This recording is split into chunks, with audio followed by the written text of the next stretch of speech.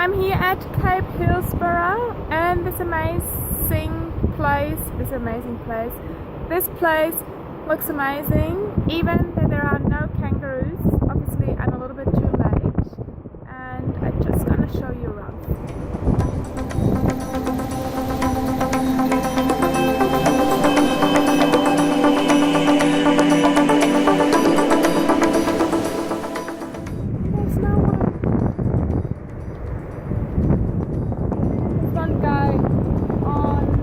Stand-up paddleboard. That's it. Have an interview with a local telling me a little bit more about the situation here, feeding the kangaroos, running tours to feed the kangaroos. So I don't know. I don't really like this idea of feeding kangaroos or feeding wildlife in Australia. But we'll see. See what he's going to tell me. As I've mentioned already early on the beach, I do have someone here today. It's Tracy, and giving us a little bit of information about the situation in Cape Hillsborough, because it's known as a spot where you can see and feed the kangaroos, but therefore I would like to ask Tracy a little bit, what is it about this feeding situation at the beach, Tracy?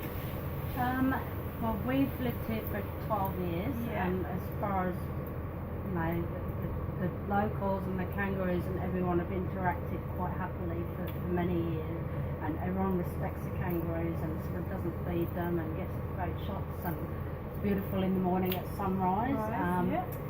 But now Mackay Tourism have seen the numbers pick up and decided that there's money to be made out of it. So now they have themselves been feeding the kangaroos at certain times, and to get sort of, and then a year ago started telling guests that there was a paid tour for it, but not telling people that you don't have to pay for the tour. It's a national park, it's a public beach. So now things are changing again. Now they've seen the numbers pick up and guests that are slipping through without paying, they've seen they can make more money, so they're wanting to section off a certain part of the beach for that hour and a half in the morning, which is the best spot for the sun coming up and the kangaroos, and to get the perfect picture, and then just to commercialise it and just to make money out. I know I wouldn't want to go and pay for a picture of a kangaroo with his head down in a bowl. The whole point is Mackay Tourism will have to change their whole advertising campaign, because it's not going to have kangaroos with a beautiful sunset in the background. It's going to have heads down in bowls and people everywhere. It's just and it's chaos. like wildlife. When I came to Australia, I got taught don't feed the wildlife because of like their digestion, their diet, and it makes them weak. Absolutely. If you start feeding them. So I was like really surprised yesterday. I went to Mackay Information Centre, just wanted to know, where do I need to go to see the kangaroos, and the first thing I got was like, oh, here there is a tour, you need to book for $22, and I was a little bit surprised. And then I got here and I've met Tracy and Mark. It's another guy who's running a campsite here, and they actually said you don't need to pay, you just need to be there at the right time. So when would that be? The kangaroos, well, they're there all the time. During the day with full sun, they're more in the shaded areas. So any time in the afternoon when the beach is in shade, they're there. In the morning, they're there.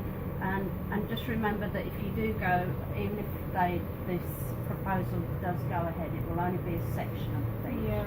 So if you go down and there is a tour off to the right, there's a sign.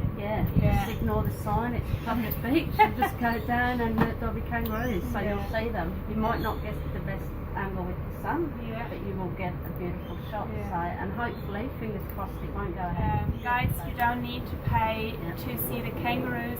Even there is a sign, 5:30 or 6 a.m. Is a good time? 5 till 6:30 is their exclusion exclusion zone times. Yeah. So it would just be an hour and a half each day if they get the go ahead with it. But it will only be a section of beach off to the right, in front of the resort. But the rest of the beach, it's absolutely fine. You can wander down there.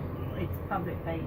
Public beach, national park. Yeah, you shouldn't pay for it. Yeah. Okay. Enjoy it. Thank you so much, Tracy.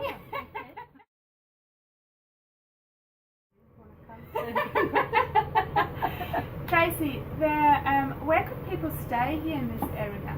Okay, well we've got you've got Cape Hillsborough, you've got camping and accommodation there, and then you've got Ball Bay, Holiday Bay, camping accommodation there. Seaforth, we've got holiday units here. That's where I was last night. Big campsite, 10-minute drive to Cape Hillsborough in the morning for the wallabies. So there's a lot to do in the area.